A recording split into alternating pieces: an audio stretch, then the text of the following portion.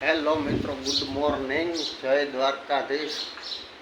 તો આપણે જાગી ગયા છીએ, ના જોઈને ઓલ સેટ થઈ ગયા છે. ગુડ મોર્નિંગ તો ના કહેવાય, કારણ કે 11 વાગ્યા છે ને આપણે અત્યારે વ્લોગ ચાલુ કર્યો છે. તે હવે ચા પાણી કરવાના તો બાકી છે અને કરવાના છે ને એવું બધું છે. નાસ્તો નથી કરવાનો, ખાલી ચા પી લે એટલે હાલે. જો અત્યારે નાસ્તો કરીએ ને તો પછી બપોરનો ને બધું યાર બગડે, એટલે હવે કંઈ નાસ્તો કરવો નથી.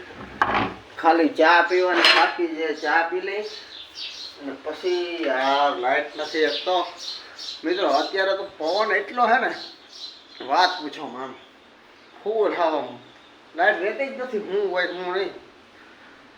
ચલો મળીએ આગળ, શું કરશું, ક્યાં જશું બતાવીએ તમને. બીજું મિત્રો આપણે આવી ગયા છીએ મસ્ત મજાની ફાકી બાકી ખાઈને પાછા રિટર્ન ઘરે.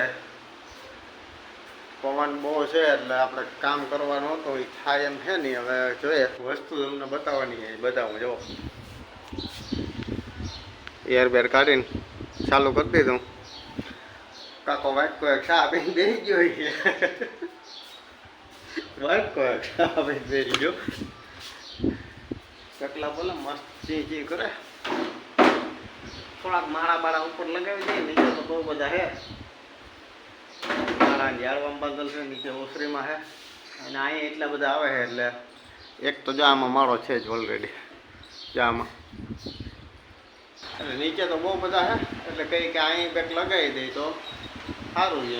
અને આમે હવે વરસાદનું વાતાવરણ છે, ચોમાસું આવશે એટલે કંઈ નક્કી નહીં ક્યાં, એટલે આપણે થોડાક લગાવી દઈએ તો સારું કહેવાય. હવે રેડીમેડ જો કેમ જશું તો રેડીમેડ લઈ આવ્યું ઓલા જે આવે છે ઘરે.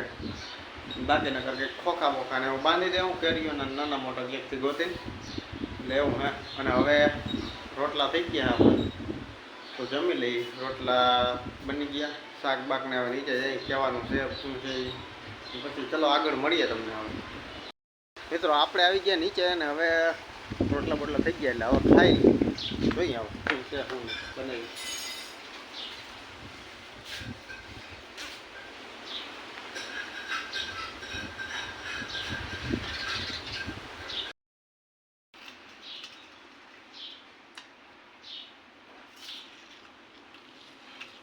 તો મિત્રો આપણે ખાઈ લીધું હે, મસ્ત મજાનું શાક રોટલા તો બધું, બેંગન કી સબ્જી, આલુ કી તો બધું, રીંગણા બટાટા. હવે આ રીંગણા બટાટાનું શાક હતું, મસ્ત મજાનું ખાઈ લીધું હે.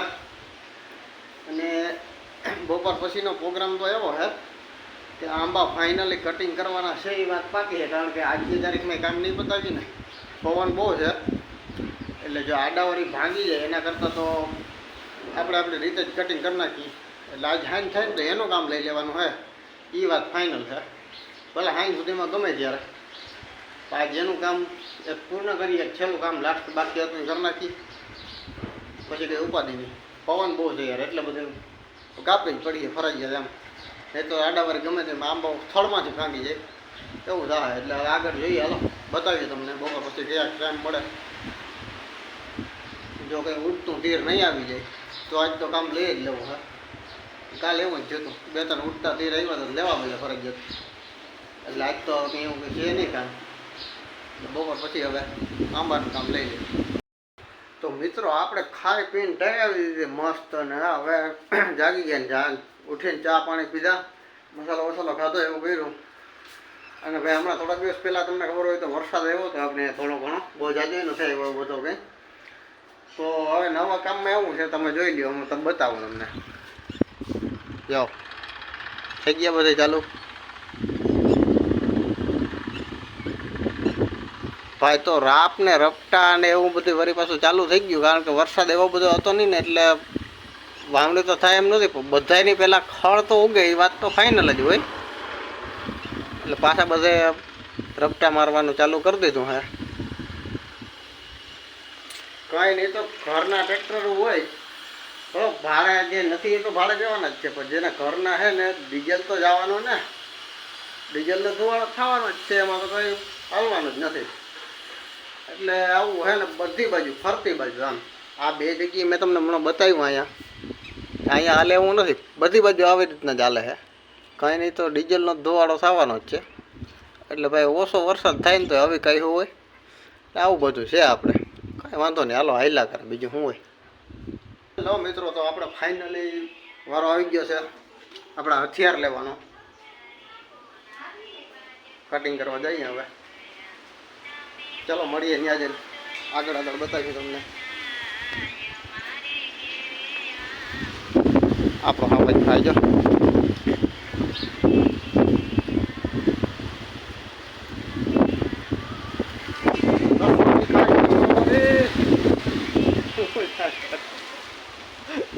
તો આપણે આવી ગયા ખેતરમાં અને 2 આંબાનું ફાઇનલી કટિંગ કરી નાખ્યું.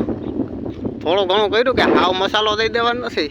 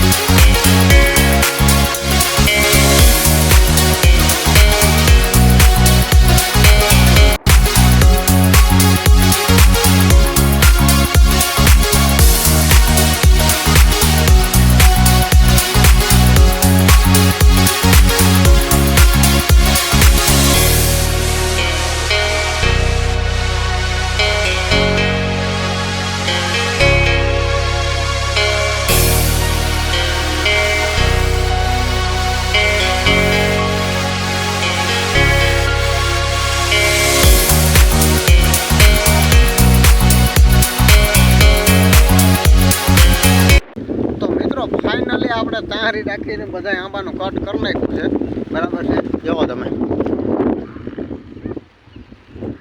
થોડા થોડા રહેવા દીધા. આપણે લઈ લઈએ આપણું હથિયાર હવે. અને હું હે હતા તો બહુ બધું કટિંગ કરવા જેવું, તો થોડું થોડું રાખીએ તો સારું.